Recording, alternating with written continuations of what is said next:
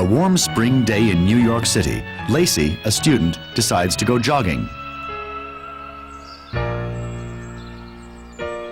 In Central Park, a tick is awakening.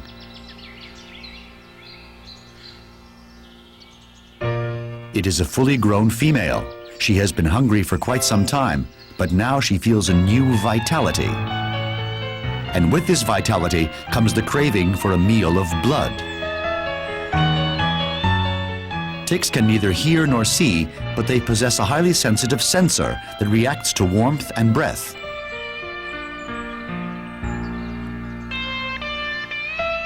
Now the tick must be on the alert.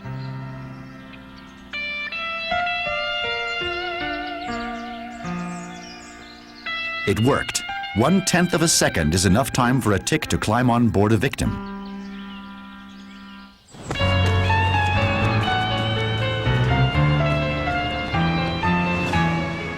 Ticks live for 4 years and need only 3 meals in this time.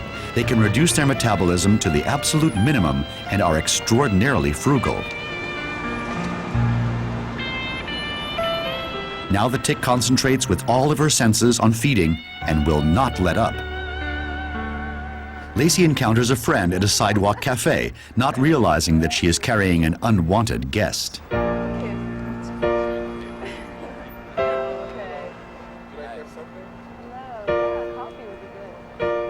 The tick senses the closeness of blood. Now she must find the right place.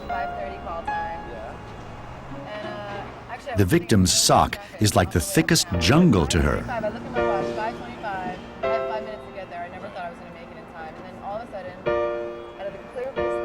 Now the coast is clear, but she doesn't bite at once. Ticks hate the sun, so she must find a hidden area on Lacey's body.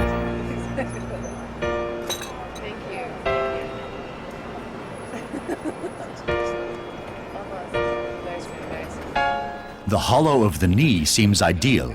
Nimbly, she scratches the skin and forces her proboscis inside. The vampire has achieved its goal.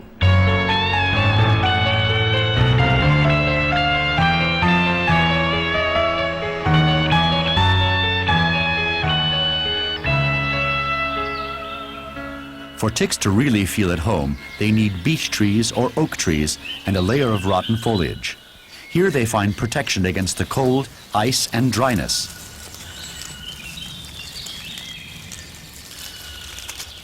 They also need their hosts, which usually come in the form of mice and deer.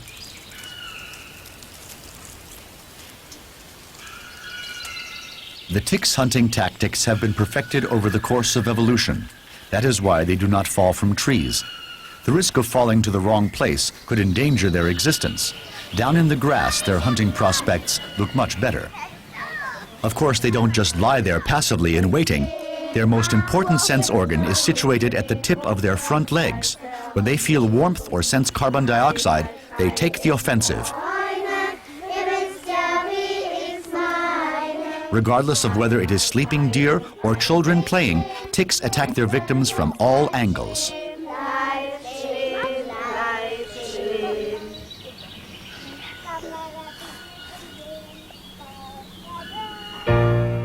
What looks like a head are actually apparatus for piercing and cutting. The body parts on either side of the proboscis, which protect this sensitive tool, are now folded away. The tick then scratches the skin open, and the proboscis, which is shaped like a barbed hook, slides little by little into the opening. The victim does not notice a thing. The tick's saliva contains a secretion that reduces itching in the early phases of the bite. And if nobody stopped it, the feeding would last at least a week.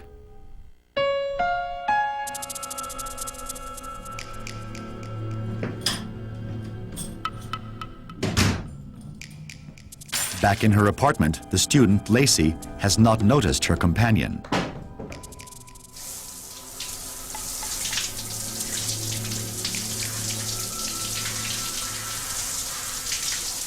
The tick is anchored firmly with its hooks. It will not be easy to shake it off now.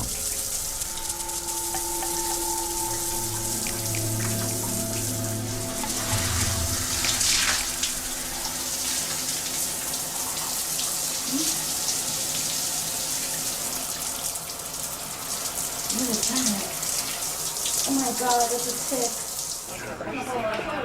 Due to the extreme frequency of tick bites on the east coast of America, there are several clinics with departments specializing in tick-related diseases.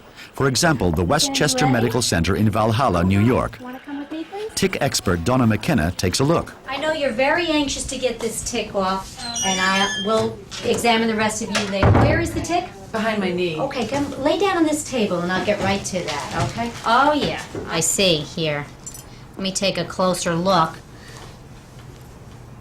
Oh, yeah, this looks like an adult female deer tick. I want to remove it now, and I'm going to ask you to stay very still while I do so.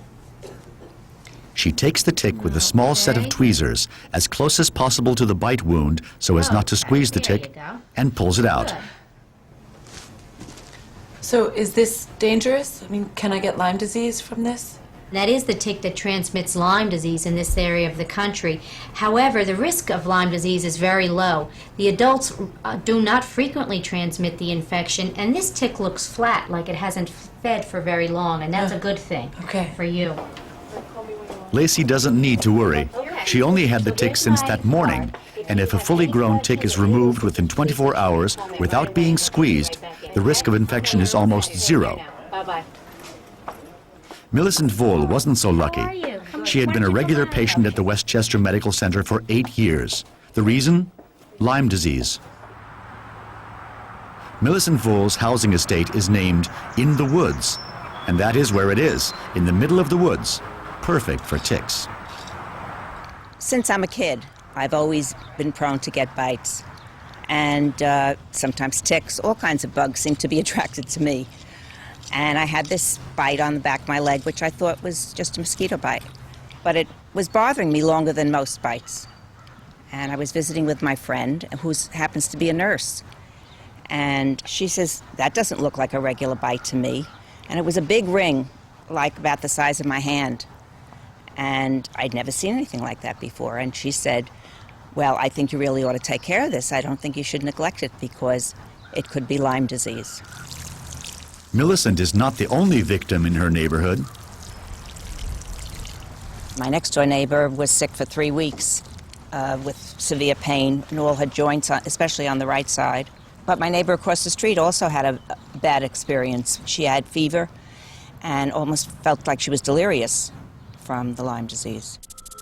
The bite of a tick itself is not dangerous. However, the tick may be carrying a number of different pathogens in its body. Like malaria mosquitoes in the tropics, ticks are the most dangerous carriers of disease known to the industrialized world. They can infect their victims with viruses, bacteria, tapeworm, and single-celled organisms. At least 10 diseases survive mainly and some even solely inside of ticks. The most common of these is Lyme borreliosis. I've had very bad experiences with ticks. I've had Lyme disease 5 times in the last 7 or 8 years. Problems concentrating, problems with sleep, problems finding words, problems with short-term memory. I knew that something was wrong with me, but I never thought it would be that bad. Austrian Reinhold Egger, a chemical factory worker, was completely paralyzed after a tick bite. I think that it's quite possible we'll find that these ticks transmit other pathogens and that there will be other tick-borne diseases described in the not-too-distant future. And we're only beginning to appreciate the potential variety of pathogens that they may carry and transmit to humans. Lyme disease. The story of the discovery of this disease runs parallel to the story of the suffering of this man. 25 years ago, Dr. Todd Murray was bitten by an infected tick. Since then, he has had major heart problems. On a scale of 1 to 10, about how severe was it? The first time I had a heart problem was before I was in medical school, so my understanding of what was happening to me at that time was not as good, and it was frankly more frightening to have my heart going very fast and irregularly. But still, it is concerning to know that I seem to have a chronic problem with my heart. Todd Murray grew up in the town of Lyme on the east coast of the United States. The idyllic region at the estuary of the Connecticut River is a paradise for children. was a very beautiful place to grow up. All around our house is woods that we would play in. There were cows in the woods back then, and we would play cowboys and Indians together and chase the cows. Then, in the summer of 1975, the happy life of the 12-year-old boy came to an abrupt end. It began with a harmless fever, aching joints, and a false diagnosis. Unfortunately, I was told that I had the summer flu at that time and went on to experience symptoms for the whole summer. Eventually, about 3 months after the initial symptoms, I developed swollen knees. I didn't get better for probably a year or two after when the arthritic symptoms gradually faded, but I was on crutches for many months at a time. Eventually, the whole family became ill. Todd's parents and his older brother Sandy began to experience the mysterious symptoms. At one point during that summer, 2 boys woke up and couldn't move their knees. They just couldn't straighten their knees, Todd and Sandy. And so we just couldn't figure out what was happening to our family. And my husband had a strange rash on his back that kept expanding outwards. It was just a huge circular rash, and we'd never seen anything like it. And it was thought to be a spider bite.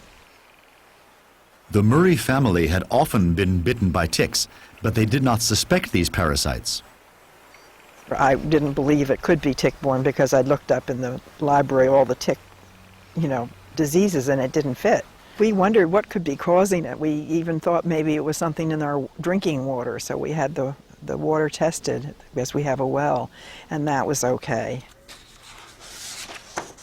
Polly Murray carefully recorded all of the symptoms and visits to the doctor on the calendar.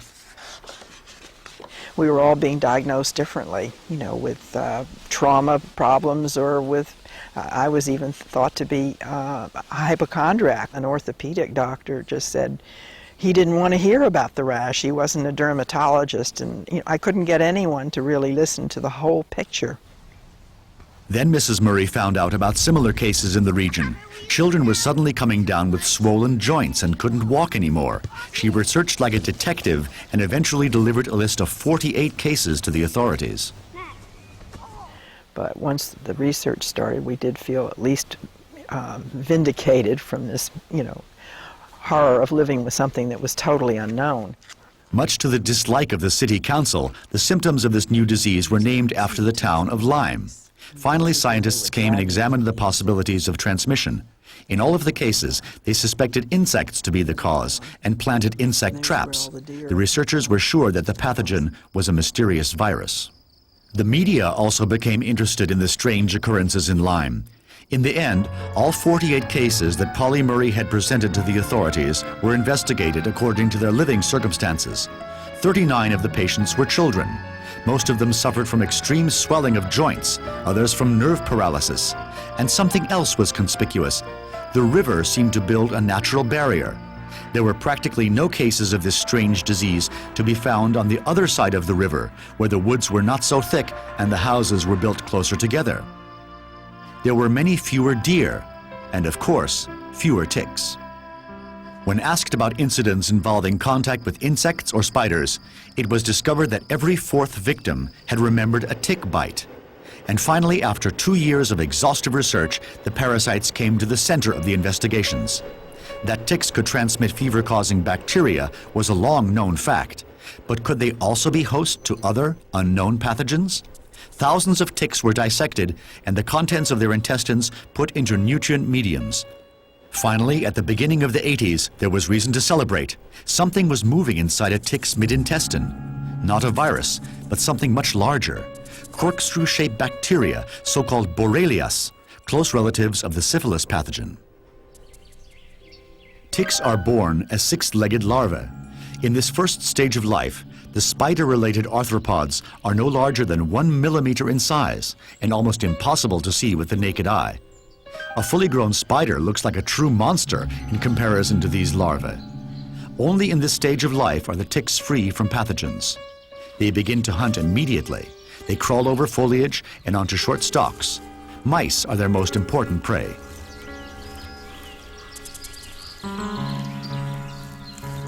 Here, a larva has found its way onto the whisker of a mouse and is looking for a place where the skin is thin enough for it to penetrate with its tiny sucking device. The diminutive parasites usually settle for the areas around the ears and eyes. If the mouse has pathogenic agents in its body, the larva also gets infected and becomes a danger.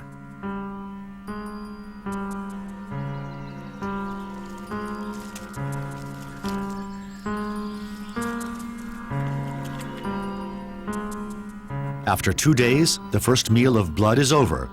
Even when the larvae are full, they are still tiny in comparison to a full-grown insect. It can take months for the tick to evolve to its second stage of life. The larvae then pupate, and eventually the nymph is hatched. It has 8 legs now, but is still extremely small and not really recognizable as a tick. And that is what makes it so dangerous. The nymphs begin to hunt for larger hosts, perhaps a polecat, or maybe a human being. Due to the fact that nymphs are so difficult to see, they are responsible for about 80% of all tick-transmitted diseases.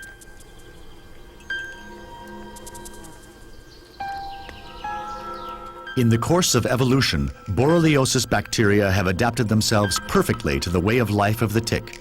The bacteria, which normally hide in the connective tissue, seem to know when their host has been bitten by a tick. It is likely that they recognize the traces of saliva.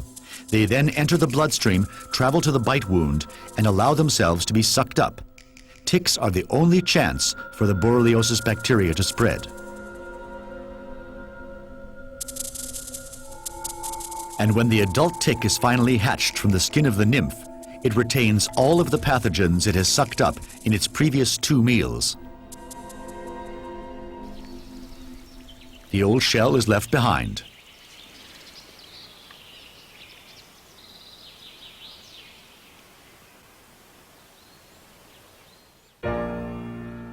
In the beginning, the borreliosis bacteria was heavily concentrated around the Lyme area. But in the 1970s, agriculture went into a decline. Farms disappeared, and former pastures turned into woodland.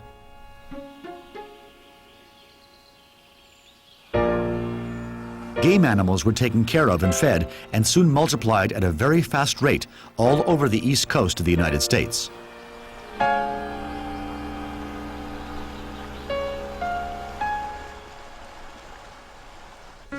Gary Wormser is one of the leading tick experts in the USA. When he began his work in the early 1980s, his area of research was an entirely different one. When I moved up here from New York City, my interest was HIV and AIDS, but the increasing frequency of these tick-borne diseases and their particular relevance to our area sort of gave me the impetus to change my direction. Parallel to the increase in the number of deer, the cases of Lyme disease also increased. By the mid-1980s, the number of cases escalated, and by the late 1980s, we were seeing huge numbers of patients with possible Lyme disease. But the last chapter of the tick-borne diseases story has yet to be written. Just recently, a new pathogen was identified, Ehrlichia. The discovery came with the blood test of a woman who had caused a traffic accident. She had extremely high fever. During the blood analysis, Maria Aguero Rosenfeld, the director of the laboratory, discovered something surprising. Half of the patient's leukocytes had inclusions inside the white cells. So this is one of the highest infection rates I ever seen under the microscope. Here you see an inclusion, a microcolony of Ehrlichia inside this white cell. Similar to the AIDS virus, the Ehrlichias attack the immune cells and multiply there. In the meantime, cases have been reported worldwide. The only known transmitter is the tick. The insidious aspect of these particular pathogens is that they can survive for weeks in a refrigerator, and they are not yet included in routine safety tests for donated blood. I think the story goes on and on. I don't think we've reached the end of the potential for tick-borne pathogens. I fully expect that there'll be additional tick-borne pathogens discovered in the United States and around the world.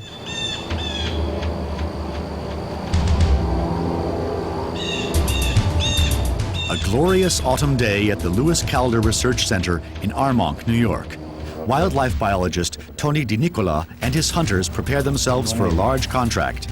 In the name of science, they must anesthetize over 100 deer and examine them for tick-transmitted infections.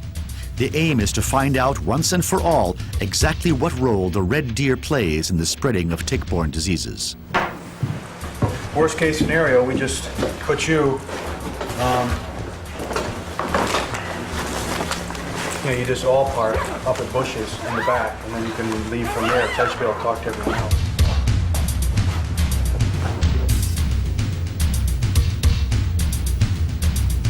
Tony has built a raised platform in a favorable position. This is an ideal environment for turkeys and other wild animals. Tony puts on a mask so as not to alarm the animals. Dusk sets in quickly as he loads his tranquilizer gun. Now he has to wait.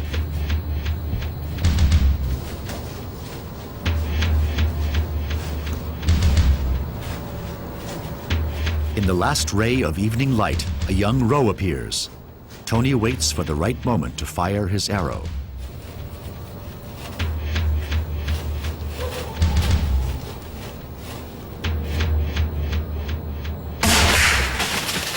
Frightened, the animal disappears into the woods, but the arrow has already hit its target. The arrow contains a transmitter, which sends signals. A few hundred meters away, Tony and his assistant, Aaron, find the half-conscious animal lying on the ground.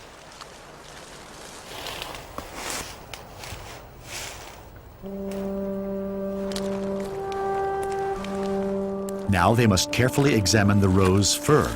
Ticks and other parasites, such as deer lice, are everywhere, especially around the stomach area.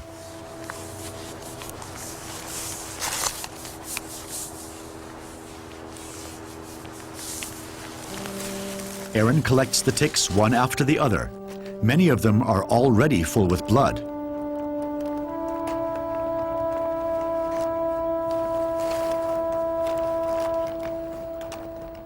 After half an hour of care, the antidote is injected into the animal.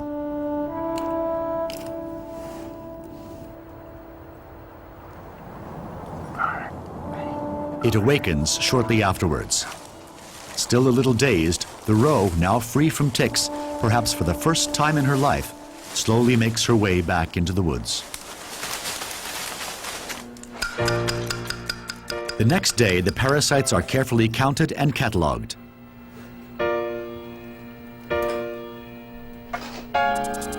Males are separated from females and separately stored. From the body of the most badly infected deer, the researchers count several hundreds of adult ticks and more than 1,000 nymphs. In this way, one deer alone can provide nutrition to facilitate the birth of 1 million ticks per year.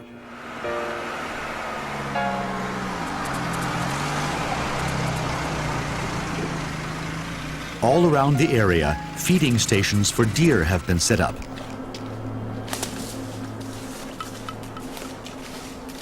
In an attempt to reduce the tick plague, Aaron soaks the cylindrical sponges, which have been placed around the feeding areas, with insecticide. If a deer then rubs against them, the ticks in its fur will be killed.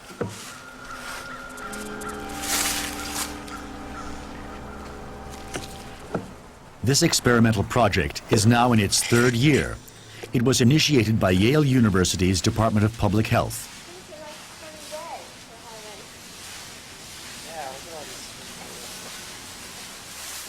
Chief epidemiologist and tick expert Derland Fish describes his tactics. I don't think it will be possible to eradicate ticks, but I think that there may be a way to get their population levels low enough that it may interrupt disease transmission, or at least reduce the threat of disease to humans. The first results of the insecticide experiment allow for a little optimism. At the center of the areas of study, the number of ticks have decreased drastically. The problem with the method is that the deer and other game animals must be fed even more intensively for it to work.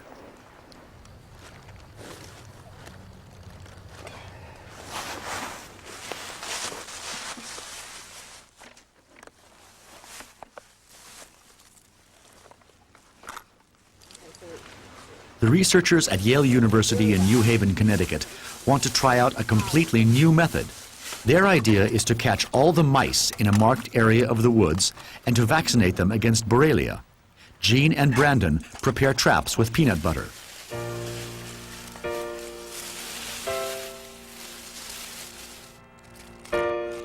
As darkness falls in the tick wood, the first mice begin to appear. The smell of peanut butter appears to be irresistible.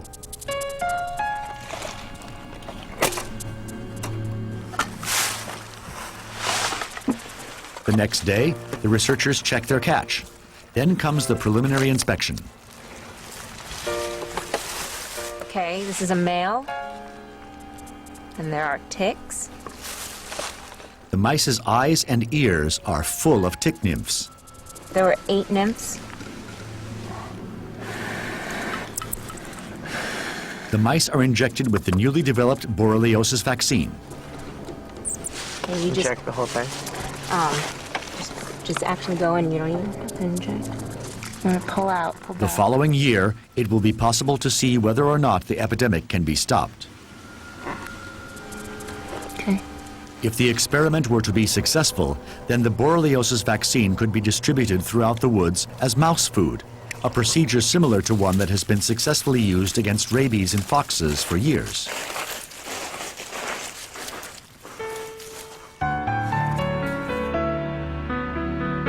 Winter is a tough time for birds and game animals. Finding food is extremely laborious and living conditions are harsh.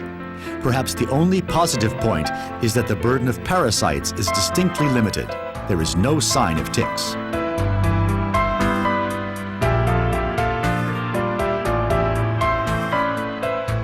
Ticks begin to reduce their metabolism rate to 0 in October. In order to protect themselves against the extreme temperatures, they bury themselves under the blanket of snow in deep levels of foliage. Here they can withstand temperatures as low as 10 degrees Fahrenheit, which is minus 12 degrees Celsius.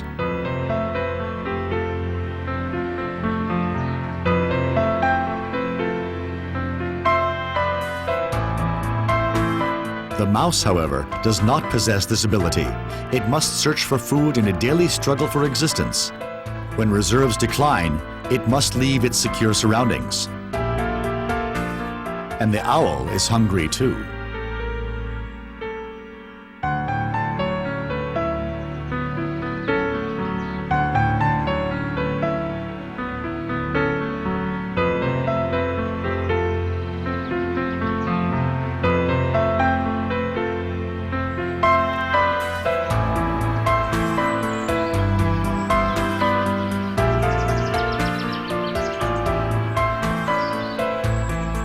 With the coming of spring, animals everywhere begin to awaken.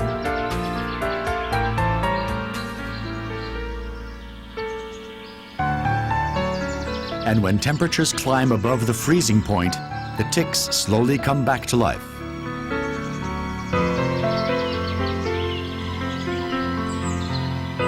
The animals soon begin to realize that the pests are active once again.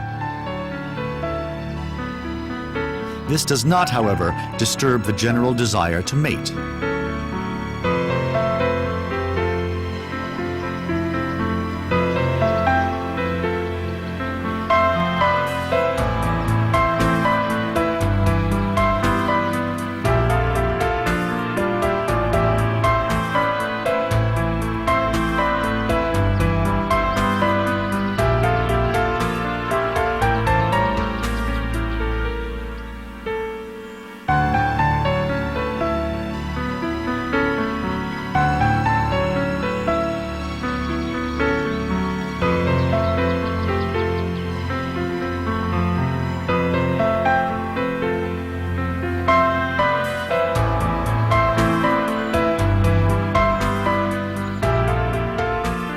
The winter has been hard on the deer.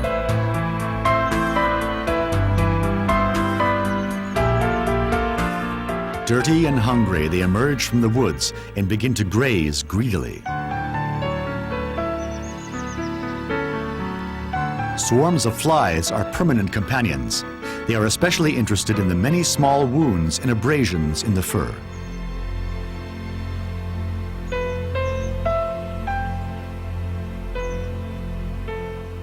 The deer's fur is also an ideal environment for ticks. While the female searches for an ideal feeding spot, the male searches for a partner.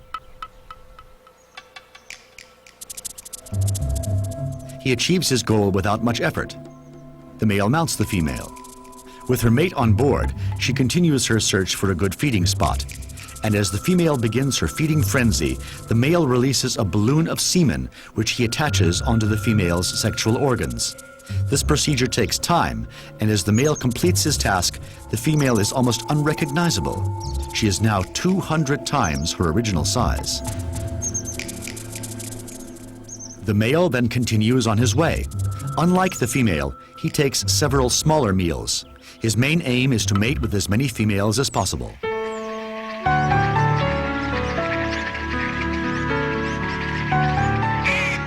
Grunau im Almtal in the Austrian Alps, an international research center for gray geese. Swiss zoologist Gyula is rearing a flock of 10 geese.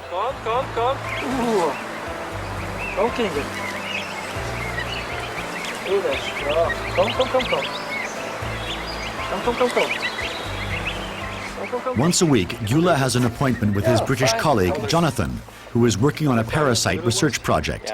He wants to find out whether the infestation of ticks harms the animal's general health in any way. A trend can be noted. The weaker the young geese are, the more likely they are to be attacked by parasites. Not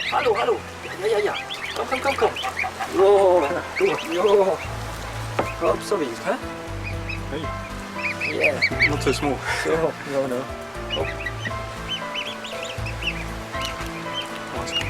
This is D'Artagnan, and this is a good 301 grams. Okay, can I have a look? 1, 2, 3, 4. 7 tick larvae have gathered around the young underweight goose D'Artagnan's eyes. The exact mechanism of this phenomenon still needs to be researched.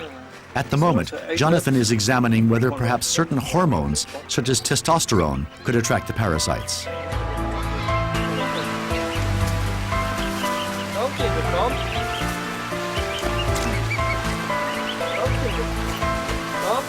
It begins to rain.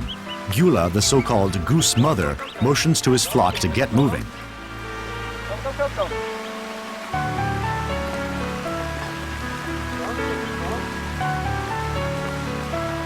And while Jonathan has a roof over his head, Gyula takes his young, as a goose mother would, under his wing.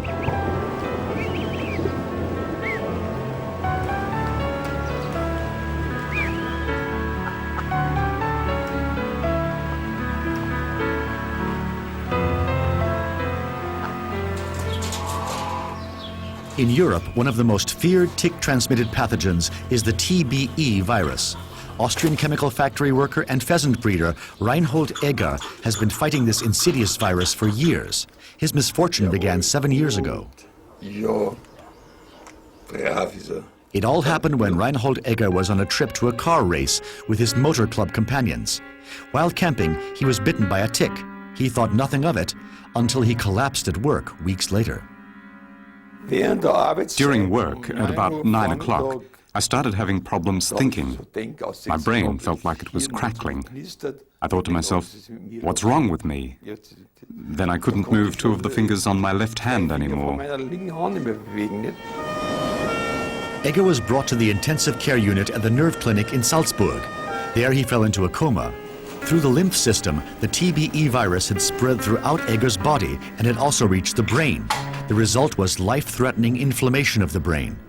During this phase of the disease, nothing can be done to combat the virus. All the doctors could do was to keep the patient's vital functions going. When Reinhold Egger awoke, he realized that nothing was as it was before. As I realized what was wrong with me, that I could no longer walk, that I could no longer move, that I couldn't ride my motorbike anymore, I got so depressed that I didn't want to live. Therapy seemed pointless at that stage. With much coaxing, Egger was persuaded to begin with exercises. Then his will to live took over. His progress was amazing. Only his left hand remained paralyzed. I was still in the hospital when I said to my wife, "Sell the motorbike. I can't ride it anymore. But my wife said, the bike will not be sold. It will stay in the garage until you come home. When Josef and Alois, Reinhold's friends from the motor club, invited him into the garage, he had no idea what they had prepared for him. Accelerator, gears, and brakes, the motorbike's functions were switched to the right side. After much effort, Egger finally convinced the authorities of his ability to drive, and his motorbike driving license was returned to him.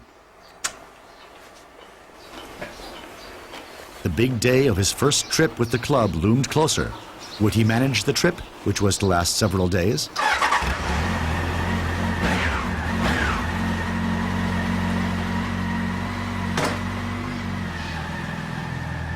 Die Oberärztin hat zu mir gesagt, es könnte sein, dass nimmer wird. The chief doctor said that he might never be the same again, but I didn't doubt for a moment that he could make it. Dass das wieder da packt.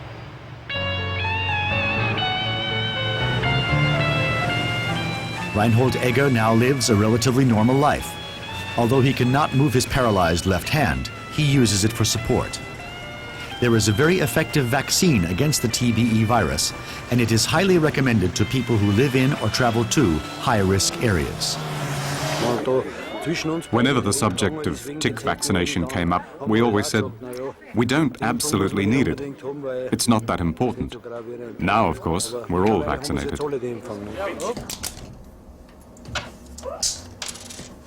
It seems to be a much more difficult task to find effective vaccines to combat other tick-borne diseases. In the United States, however, a vaccine against Lyme disease has been found and is now available. Its working principle is rather unusual.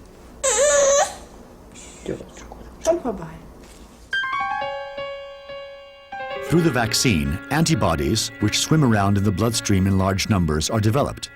If a tick bites a vaccinated person, it sucks in the blood which contains the antibodies.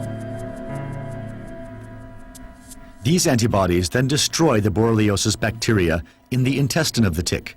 Only in the intestine are the bacteria vulnerable. But Gary Wormser also knows the weaknesses of this method.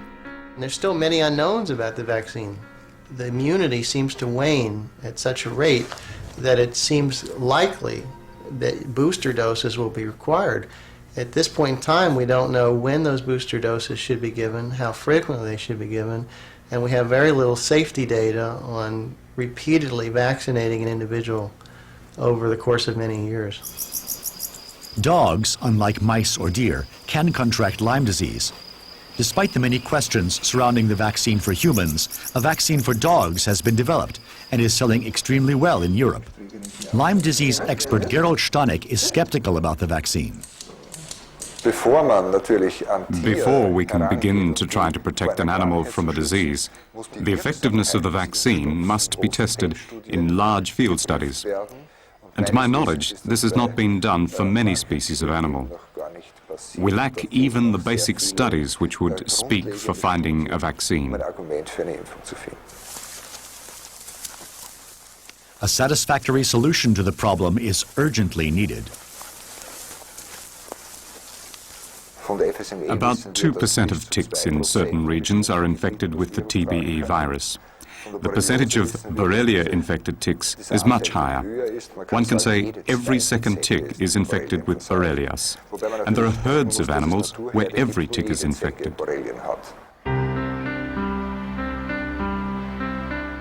One of these highly infectious areas is Kraichtal. Situated close to Heidelberg in Germany, the valley connects a number of picturesque villages with altogether 3,000 inhabitants.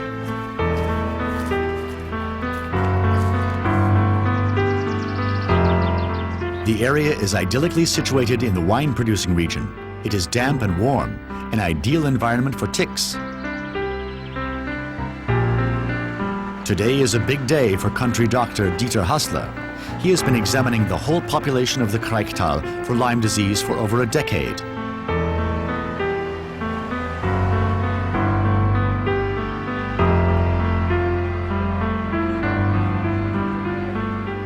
Today, he has invited all the citizens to the town hall, and there he will present to them the surprising results of his research.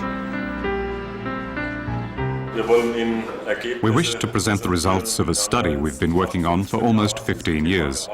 When I took over the practice from my predecessor in 1984, I noticed that many people had been diagnosed with gout. When somebody has gout, the amount of uric acid is much higher than normal. But back then, we were talking about a crowd of people whose uric acid levels were completely normal, but they did have permanently swollen joints. Hassler decided to take it upon himself to find out what these people were suffering from. So he gathered blood samples from each inhabitant of the area. 16.9%, or every sixth citizen, tested positive for Lyme disease. Hassler treated those displaying symptoms with antibiotics. Chronic illnesses which nobody had connected with ticks were suddenly treatable. Almost every patient had their own story. For example, Friederike, who came to Dr. Hassler with a red ring on her face when she was 7 years old.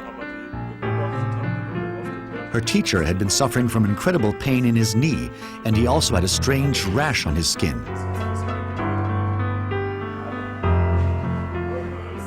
Pensioner Hans-Peter Hölzel has already suffered from Lyme disease 5 times.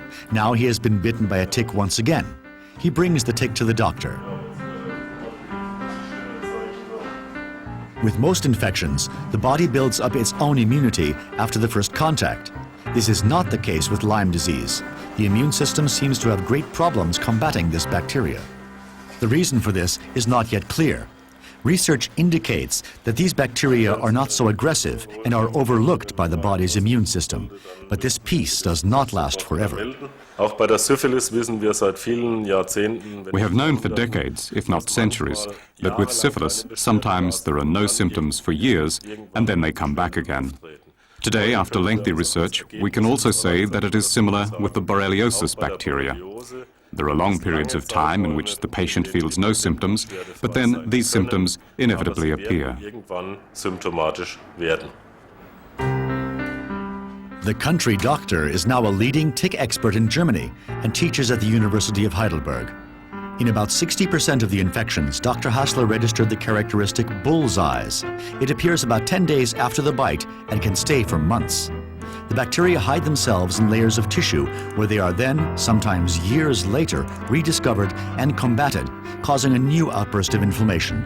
In cases of an infection without the presence of the bull's eyes, the borreliosis bacteria travel straight into these layers of tissue.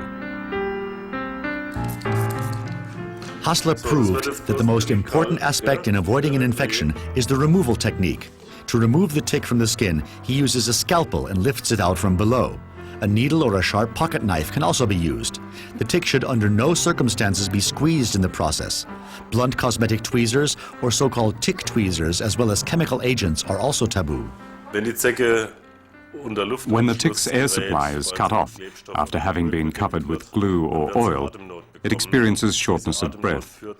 This leads to a type of struggle to survive, in which the tick releases saliva. And with this comes the danger of the tick transmitting the pathogen as a result of this struggle to survive. And that's exactly what we want to avoid. See this? That's what pricked you.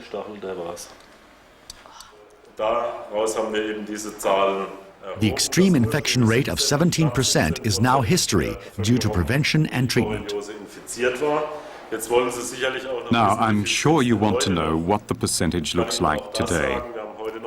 I can happily tell you that it has sunk to 1.5%. We have almost managed to rid the Kraichtal of Lyme disease. The sun is a tick's worst enemy. They do not cope well with heat and dryness. Under these conditions, they tend to flee to damper, cooler areas under foliage until the heat lets up. Ticks do not drink, although they possess the perfect apparatus to do so. They do not actually drink water for fear of acquiring bacteria from it, which could be dangerous to them.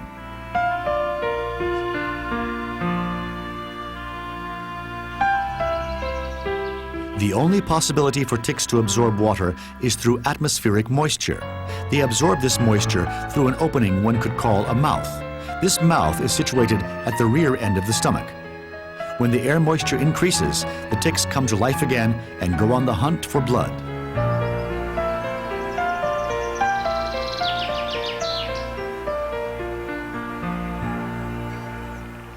Sometimes, however, they lose their way. From the perspective of a tick, the most harmless of plants seem like the thickest jungle.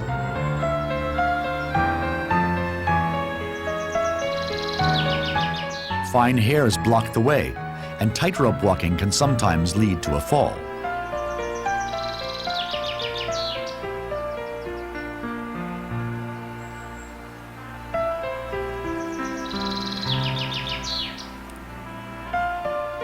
Adult ticks are no longer satisfied with small prey such as mice. Hedgehogs are the smallest animals to be hunted by them.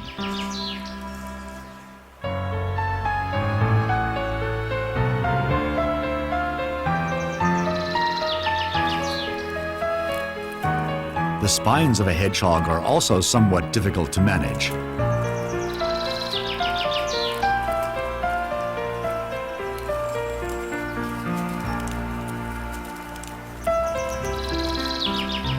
It takes a while before the parasite finds the hedgehog's ears, its favorite place to start a feeding frenzy.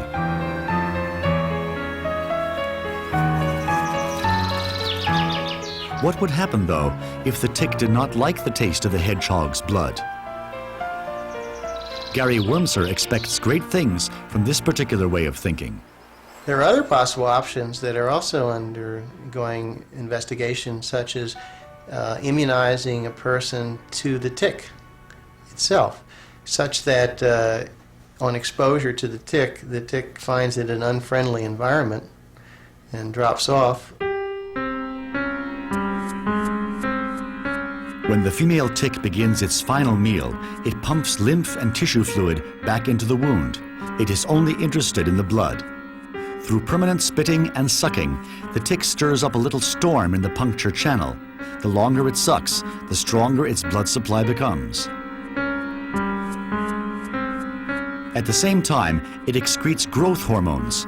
In the space of just a few days, the tick has grown to 200 times its original size and falls off its victim like a ripe fruit.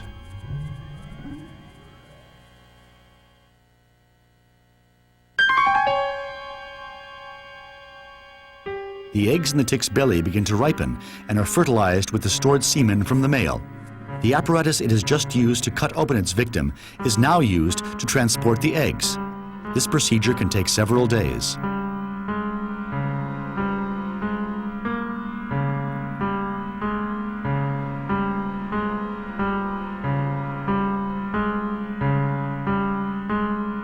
Finally, she manages to transport 3,000 eggs.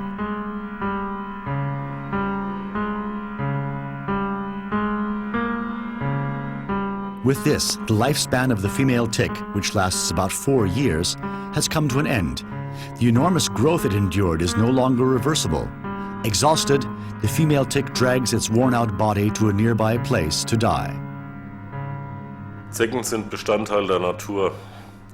Ticks are a part of nature, and as often as we might ask ourselves what use ticks have in this world, we could also ask ourselves the same question about human beings. We have certain emotions when it comes to ticks because they can transmit diseases, but we certainly have no chance of wiping them out. We will just have to live with them. In the animal world, ticks have almost no enemies. Not even aggressive ants can harm them. The eggs are greedily scrutinized, but they have been carefully covered with a layer of poison.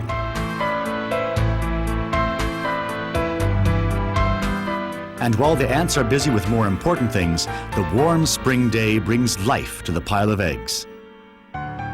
Thousands of larvae rid themselves of their shells and crawl hungrily into the world. The cycle begins again.